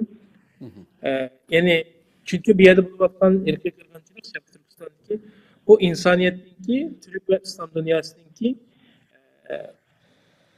ve insanınki bir muhim bir meselesiga ketishimiz kerak. Ya'ni buni diniy qimmat qarashlar, diniy qadriyatlar sababidan bu narsaga ega chiqish kerak. Mayli boy bo'lsin, mayli kambag'al bo'lsin, mayli qaysi xil nimadagi, hatto Shia musulmonlarmi ega chiqish bu xato emas masalanchu. Chunki u islomning bir podshohi o'zi musulmon deb qaraydi. Agar shu nimasida haqiqiy rostchil bo'lsa, chin bo'lsa, bu narsaga Sharq Turkiston musulmonlarining meselesiga ilgi chiqishga tirishish kerak. Qo'lida nima ekansi. Anandan keyin bir ta'kidlab qo'ygan bir nima bor. 2017-yili Yevropa terror institutininki chiqargan bir doklad var Sharq Turkiston meselesi to'g'risida. Bu dokladda oxirida bu Amerika'daki Sean Robert'ın degan bir gepi var. Eğer de Uygurlar muvaffakiyet kalıpta bu Müslüman dünyasındaki halkni özünün meselesiga nem qilib akiralisa deydi. Akiralisa Xitoy hech qachon ko'rishni xohlamaydigan g'oyat zo'r kuch bilan to'qinishga majbur bo'lib qoldi deydi. Xo'sh. Ya'ni bu yerda bir musulmonlar dunyoda nurg'unlagan musulmonlar bor. 1 milliarddan ortiq. Agar biz bu ishni to'g'ri ocha olsak, Sharq Turkiston masalasini har bir musulmonlarniki bo'libmi Arab dunyosi musulmonlarniki ana masalasi qandaqki Falastin masalasiga bular tili chiqqandan boshlab Falastin ularning qalbida chaqnagan bo'lsa, bugunmi bizniki Sharqdagi dunyoning sharqidagi yeni bir muhim bir tuproq bo'lgan deb Abaytin Rag'ib Sajjanining nimasi degandek bizning qo'rg'onimiz bo'lgan Sharq Turkiston, bizning qarindoshimiz bo'lgan Sharq Turkiston deb ma'lum tushunchani Arab davlatlaridagi musulmon xalqlarga, butun musulmon xalqlarga bu asta-asta qadam bilan, bosqichlik bilan, ilmiy xizmatlar bilan va keng tashviqot nuqtalari bilan buni singdirsak, bizningki Sharq Turkiston masalasiniki bu davlatlarda kelgusi taraqqiyotiga chiqib foydasi bo'ldi deb qarayman. Kam qolgan javobim men bir yana unutib qoldim-ku savol. Yo'q, nihoyat yaxshi javob berdim. Savollarning nomisi javob berdim. Rahmat sizga. Alloh razı olsun. Sizning qo'shadigan yeringiz bo'lmasa, vaqtimizmi ish tugab ketdi hozir. Tugasin. Qolay. Xo'sh. Bay degandek shu ong yaratish bek muhim. Hozir siyosatda aktiv rol bo'ladigan narsalar kunimizda bo'libmi shu ilmiy maqolalar, ilmiy tadqiqotlar bek asosiy rol o'ynayotdi siyosat strategiya sizishda. Xo'sh. Şuna aramizdagi Arabcha biladigan qarindoshlarimizniki magister doktora o'qiyotgan, doktora o'qiyotgan Arabcha biladigan qarindoshlarimizniki bu sohaga diqqat qilishini xalqaro konferanslar, xalqaro qurultaylar, cho'ng yig'inlar, ilmiy muhokama yig'inlari bo'layotdi. Masalan, oldimizdagi yanvar oyida Sabahat Nizami Universiteti, Malayziya Xalqaro Islom Universiteti qatorliq xalqaro 5 universitet birlashib Islamofobiya va uning kelgusi degan to'g'risida bir cho'ng ilmiy muhokama yig'ini o'tkazilmoqchi.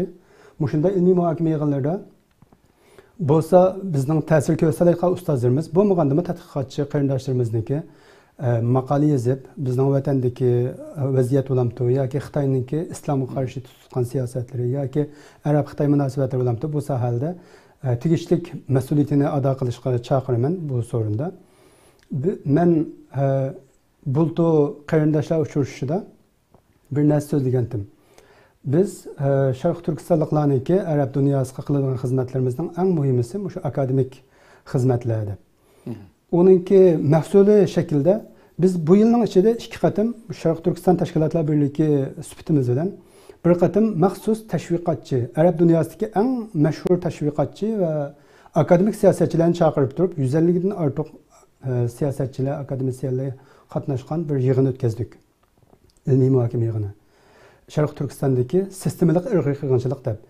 Bu orqali biz Sharq Turkiston kalimasini, Sharq Turkiston masalasini bir oycha Arab medialarida aktiv tuta oldik. Yazdan ulamo sifatida butun Arab dunyosi, islom dunyosidan, Malayziya, Indoneziyadan tortib, islom dunyosining taraf-taraflaridan 40 dan ortiq davlatlardan ta'siri bor. Hatto ministerlarchilik insonlar qatnashgan, kishilar qatnashgan cho'ng yig'inni o'tkazdik. Tirsak qilg'ili bo'ladi ekan. Shunga qarindoshlarimizniki sal qaramasdan mushunda sohalarga his qo'shishini, mas'uliyatini ado qilishini men alayda ham qarindosh bo'lish sifatim bilan tavsiya qilaman, ham Sharq Turkistonlik bo'lish sifatimiz bilan ulardan talab qilaman buni, bunday qilishni. Chunki bo'shliq mushu paytda ketaversa biz so'rimiz qiyomat kunisi xalqimizning oldidami biz yer qaraymiz. Hozir xalqimizningki ovozi bo'layotgan, islom Arab dunyosiga ovozi bo'layotgan nechadan bor o'ylab baqili.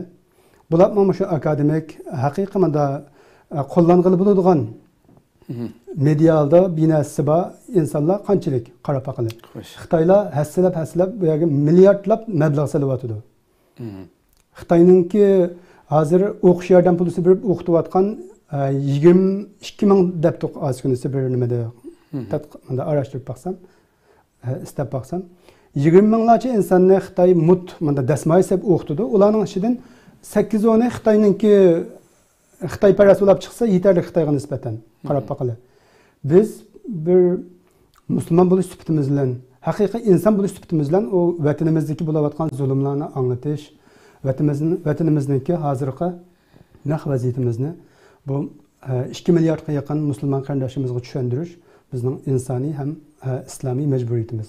Shunga shu ekran orqali arabcha biladigan qarindoshlarimizni, hatto bilmaydigan qarindoshlarimizni ham inglizcha bo'lsa-mu, xalqaro tillarda bu vaziyatlarni akademik shaklda qo'llangan bo'ladigan kuchli dalil isbotli shaklda yozishini, medialarga to'kishini men talab qilaman. Rahmat. Ko'p rahmat. Alloh razı olsun. Alishki ona ko'p rahmat aytaman. Alloh razı olsun. Albatta, qadrli ko'ruvchilarimiz, vaqtimiz biroz eshib ketdi, lekin vaqtimizning yetkinchi asosiy jihatdan paranglashishga o'tirishdik. Nurg'un safsatlavati umumiy mazmun chiqdi deb qarayman. Haqiqatan shu yuqorida Nijat efendim biroz burun siz bir narsani so'zlab o'tdingiz shu. Bütün İslam dünyasına eğer de bir mutaxassisning gapini qildingizmi? Agar da islom dunyosini qo'lga keltiradigan bo'lsa, Sharq Turkiston masalasiga ashlarning masalasiga aylantiralsa, Xitoy zo'r bir kuchning oldida qolib qoldi to'qinish nimasida. Men bu nimalarga yakshanba kuni hozir Istanbulda shu kitob yarmankasi ichilyapti. Shu suhbatlar bo'layotganda shuni his qildim. Falastin masalasiningki islom dunyosida qanchalik eng kichik bolalardan tortib zihniga qanday yerlashtirilganligini shu yarmankada kitob yarmankasida aylanış jarayonida o'nlagan hamda nashriyatningki farqli nashriyatning ko'pincha aylanganlarim qarsam kichik bolalarning kitobini sotgan yerda Kudüs meselesi, Kudüs dostum, Kudüs Palestin meselesi hakkında küçük balalarınki okuyduğun nippiz, xil resimlik, her xil şekilde, hikaye şekilde aynı kitaplar var kendimde. Onu okuyan Müslümanlar mesela Türkiye'deki bir yer, ben oyuldum kendimde. Şarkı Türkistan'daki bir meselenin biz Türkiye'de yaşavatkalı kançı yıllar gittim. Nini akademik insanlar, xil üniversite okuyan ziyadilerimiz yetişip çıktı bir yerde. Ben demişki Şarkı Türkistan, müşahedeki balla kızıqıp okuyduğun, Şarkı Türkistan meselesini düşündüğün bir resimli kitabını bir yerden için görememiz Türkiye'deki mesela. Bu mesela Kudüs meselesi, Palestin meselesi bütün dünyada sığdırıp etilişideki mesele aşırı dikkat kıldıkken de hem de. Meyli kitap olsun, arxil medyalı olsun. Hemmesini küçükten başlayıp bu meselenin bu davanın zihninde bağ Müslümanların bir mecburiyeti yetişişiga sabab bo'lgan bu narsa. Şu bizning qildigan nurg'un xizmatlarimiz haqiqatan Turkiyada yashayotganlar mushadiki har bir Türkninki yetishib chiqqan bularningmi bizning da'vomizni kichigidan boshlab bilish uchun. Hozirgacha ba'zini so'rasam Sharq Turkistonda, Turkmaniston u deganda ashna ahmoqlarni uchurtimizdan ba'zida. İçinde insan haqiqatan, lekin milliy ma'rifning darslarida bo'lmasa Uyg'urlar to'g'risida, Sharq Turkiston to'g'risida o'tilganga qaramasdan bu kichikdan boshlab yetilmagashga yana ashunda aralashtirib qo'ydigan masala kelib chiqadi ekan. Lekin Falastin masalasi hargiz undaq emas. Turkiyadami shu va boshqa yerdami. Demak, Arab dunyosidan bizning Sharq Turkiston tunishtirgan kichik kitobchilar chiqishi, bolalar kichik vaqtdan boshlab Sharq Turkistonning ashuna ishg'ol qilingan bir zamindan xuddi Falastinga o'xshash bog'liqini ashlarning farzandlari nimishqa o'qimaydi, o'qish kerak-da, biz qilishimiz kerak bu masalani. Ziyolilerimiz dünyanın har qaysi joylarida bu masala marga sal qarashqa bo'lmaydigan bir masala ekanligini his qildim. Turkcha bo'lsa, nurg'un ziyolilerimiz turibdi Turkiyada. Buni asla sal qaramaslikqa inshaalloh bu ekrandan balkim birileri anlab bir ilham elishi mumkin deb buni da'vataman. Allah ish qilib hammamizni qo'limizdan kelgancha barliq tirishchanlikni ko'rsatishimiz kerak bu masalaga. Qaqshab u bu qilish bilan hech bir ishning natija bermaydiganligi hammamiz bilamiz. Shuna qilib mishada oxirlashtirsa qadrli ko'ruvchilarimiz, inshaalloh Alloh umr bersa yana bir qatimliq programmamizni ko'rishgacha omon bo'lgaysizlar. Assalomu alaykum va rahmatullohi taala va barakatuh.